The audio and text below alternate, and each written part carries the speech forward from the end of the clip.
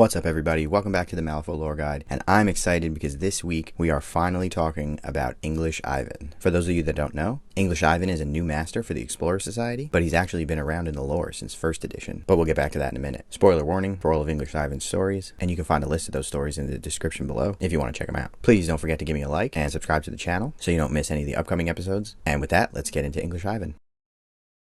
English Ivan is a mysterious but well-known figure within the Union, and his name is not Ivan, nor is he English. He arrives at the Hollow Marsh pumping station and makes his way through the crowd of workers who give him strange looks, as his fancy clothes and clean appearance stand out, given the setting. He makes his way deep into the station and comes to a large wall, comprised of turning cogs and gears that appear to rise up many stories. He steps into a small gap, and one of the turning gears raises him up, and he looks down at his pocket watch, keeping time by tapping his foot, before taking another step, safely moving to another cog, before he would have been brutally crushed. He continues following this delicate timing to move in between the gears, rising up ever higher, until he finds himself in front of a door that reads Department of Ungentlemanly Affairs. He heads inside and waits to be joined by his companions, and soon Gibson DeWalt arrives and comments that he hopes there'll be breakfast before settling in. Next, a dock worker named Hannibal Voles arrives, and DeWalt makes a sarcastic comment about how the man is a brute. Voles shoots back at him that he may have to sit this one out, as the mission only requires men, as Eva Havenhand walks in and tells him that they'll have to keep that between themselves. The three of them continue to trade jabs, and English warns them to play nice with each other, as Voles looks at Eva and asks English who the hell is she. English warns Voles that there will be no coarse language, and that is his #1 rule, and Voles replies damn it, and before he is able to continue, English slaps him in the face, prompting him to curse again, followed by another slap. Once they settle down, English retrieves an envelope from the table and explains to the group that their benefactors are upset because the guild has taken something from them, so they are going to return the favor. The group sets out and arrives at the base of a large mooring mast that supports the cables that the guild's system of air cars moves along. English knocks on the door, and a man answers, gesturing for them to come inside. He leads them up the stairs and into an air car, and English Ivan introduces the man as Solomon Pell, a supporter of their movement. Pell corrects him that he is not a traitor, and that they can all hang for all he cares, but that he is in it for the money. English responds that that's a noble cause, and asks him to tell the group about the money. Pell explains that the guild is moving 1 million script to the treasury on one of the air cars, and that is their target. English names the air car that it is being transported on, and Pell interrupts him, alarmed because that air car has already docked at guild headquarters and will have already been unloaded. English reassures him that he simply needs to get them there and that he will take care of the rest. When they arrive above the headquarters, Pell notices an increased guild presence, and English reassures him that it's simply security and that they have not been found out. Pell, getting a little upset, demands to know how he intends to get down to the ground, and English begins passing out strange-looking uniforms to each member. He prompts DeWalt, and the man explains that these are an invention of his that amplify the pressure of light and will allow them to jump over the edge, using the large spotlights to slow their fall and make their way to the ground. Some of the members are skeptical,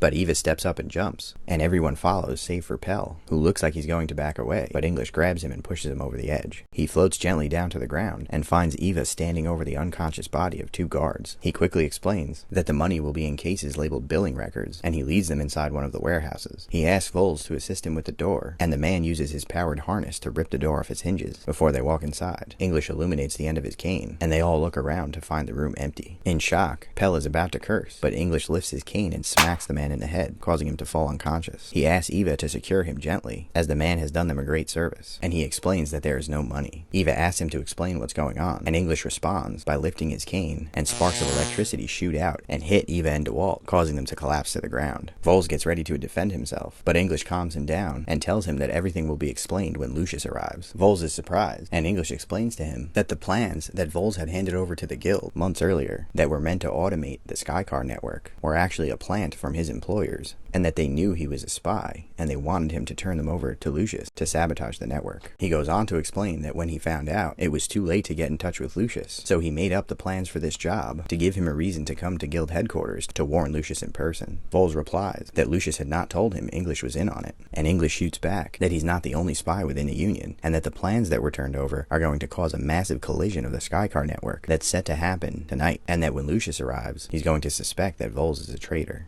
Bull's pleased with English to vouch for him, clearly getting desperate, and he disassembles the ammo canister on his rifle, pulling out a stack of paper, and explaining to English that he stole the plans for a prototype Leviathan construct, and that he intended to give them to Lucius to show his loyalty. English takes the plans, and explains to Voles that he was chosen for this mission because English knew he had those plans, and that his employer wanted them back, but he knew that if he asked Voles, the plans would disappear, but that if he set up a mission like this, he would bring them along, in hopes of turning them over to Lucius. He looks down at Eva and DeWalt, asking them if they've been listening, and apologizes for temporarily paralyzing them, as he needed to be sure they wouldn't interfere in his plan. The two slowly recover, and Eva threatens Voles, who lifts his rifle and goes to shoot her, but then realizes that his ammo canister is disassembled, and turns to run. Eva and DeWalt go to follow, but English tells them to stop, and explains that they have bigger fish to fry tonight. As they make their way outside, they hear an alarm going off across the river, and English makes a comment that he wonders what could be going on at the sanitarium this late at night. At the same time, a klaxon begins going off at the top of the warning tower, and DeWalt comments that that is a collision warning, and asks English if he was serious about the Skycar plans. They hear loud bangs and crunching sounds, as several Skycars begin colliding with each other. Then a blinding light flashes, as another Skycar explodes, and Eva comments that English probably had something to do with that as well. He replies that he couldn't possibly comment. They make their way past the guild members, who are too busy in the chaos to notice them, and English leads them to another warehouse, which they open to find several rows of inanimate peacekeepers. English hands DeWalt a keycard and tells him to reprogram the constructs, while he and Eva keep a lookout. Eva looks out at the mayhem and tells English that this is a lot of trouble, just to get back some stolen plans. English responds that the plans are important, but that tonight is about Voles. He explains that Voles was among their ranks for a long time before the Union realized, and that tonight is about sending a message to Lucius, not to mess with them. Eva gestures outside and comments that this is some warning, and English replies that this is not the warning, this is the distraction. DeWalt returns and explains that he has reprogrammed the constructs, but without the guild initiation signal, they have no way of activating the peacekeepers. English explains that right now at the sanitarium, there's a full-scale riot going on, and that, combined with the chaos of the Skycars, might cause any guild official to think that they are under attack from a hostile enemy, and that if that's the case, the first thing that they will do is activate any local guild assets that can help. As he says that, the lights in the warehouse turn on, and all of the peacekeepers activate, looking over at English. He remarks that they may not be a million script, but that they're probably worth more than that anyway, and that Ramos is going to love his new toys. He climbs on top of one of the peacekeepers and tells his companions to do the same, as he rides the peacekeeper out the front door, and an army of other constructs follow.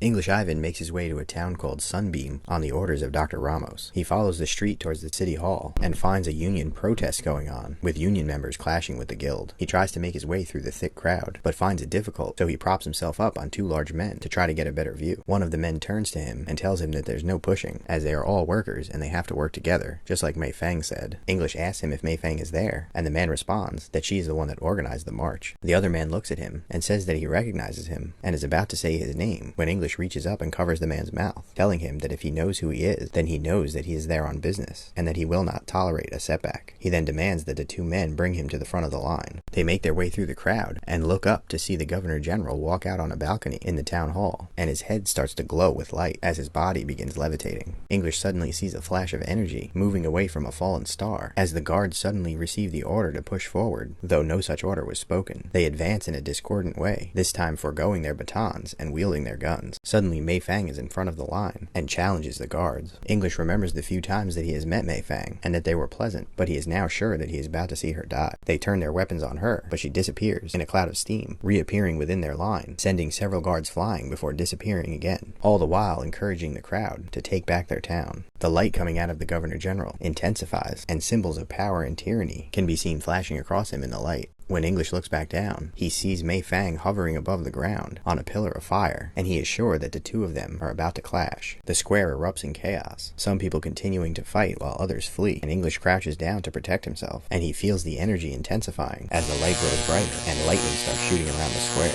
causing him to lose consciousness. When he wakes up, he looks around to see the square covered in bodies, and he reaches for his chest, where he feels the magical runes that protected him from the worst part of the energy overload. He makes his way forward and finds Mei Fang's body, laying on the ground, still alive. He considers that he always suspected that Mei Fang had an agenda that did not agree with the unions, but seeing her actions tonight stuck with him. He picks her up and looks ahead to see the Governor General's motionless body laying on the steps of the town square, and notices that the building is on fire, though he is sure that none of the protesters had started it. He hears the sound of violence approaching, and starts moving away from the town square, thinking about how he'll have to tell Ramos that everything he predicted came true. English Ivan brings Mei Fang to a safe house and tends to her wounds. He writes down what she says as she talks in her sleep and uses a Chinese-English dictionary to try to make sense of some of it, giving him a few hints that she does in fact serve two masters. When she wakes up, he doesn't tell her who he is, simply explaining that he was part of the mob and that he saved her after her duel with the Governor General. She takes him at his word, and the two grow close, as English continues to care for her while she recovers. When she's healthy again, the two part ways, promising that they'll see each other again, and English goes to report to Ramos that he's made his first step towards infiltrating the 10 Thunders. English Ivan is a mysterious figure, and some people think he works for the Union, or that he reports directly to Ramos, while others think he works for the Elite Division, working for Lucius to undermine the Union. The only people who really know him are other members of the Department of Ungentlemanly Affairs, who all live normal lives until they receive a summons for an assignment. The DUA trade on information and subterfuge, and this attracted the attention of Gretchen Janis, who reached out to Ivan to recruit him soon after she took over the Explorer Society. English does not trust her, as she seems to know more about him than he is comfortable with, but he decided to keep his friends and enemies close and find out which one she'll become. One of his assignments with the Explorer Society saw him recovering an artifact that produced darkness and gave him control over it, but almost cost him his life in the process, and he was only saved by the quick intervention of the DUA. Now he moves between two worlds, and while the shades of the darkness consider him an intruder, they are starting to get used to his presence. Gretchen Janis, the leader of the Explorer Society, holds a meeting with other members in the basement of their estate in the slums. When she arrives, she greets the other members and sits down at a large table, as Lord Cooper complains about having to deal with politics. He says damn it, prompting English Ivan to scold him for using harsh language. Janis suggests that they get to his business first, since he's in a hurry, and they discuss a few matters before he takes his leave. Janis and Anya discuss some matters related to the railroad, and she then goes on to explain that McCabe has already been given a new assignment, and that Base will be getting one soon. She then asks English how things are going with the Union, and he responds that they have been troublesome ever since Ramos was deposed, but that now Ironsides and Carrots have come to a sort of agreement, which is causing a delay in his being able to acquire the items that he's after. Janis tells him that she's confident he'll be able to handle it, and he excuses himself from the table, explaining that his better half will take his place, as he stands up and his shadow detaches itself and sits down, taking his place. English walks into the darkness where the shadow used to be and disappears. So that's it for English Ivan. I think it's really cool that Weird is willing to dive into their back catalog and pull out some of the more interesting characters to highlight them a little more in the story and the game. English Ivan's definitely one of the more interesting characters who is sort of in the background up till this point, and I'm looking forward to see what they do with his story going forward. It also kind of makes me wonder what other characters from past stories might be interesting to bring forward and incorporate into the game in a bigger way. Drop a comment below if there's anybody that stands out in your mind as someone who needs to be brought into the game. And while you're down there, leave a comment and let me know who you'd like to see me do a video on next. Don't forget to give me a like and subscribe to the channel, and thanks for watching.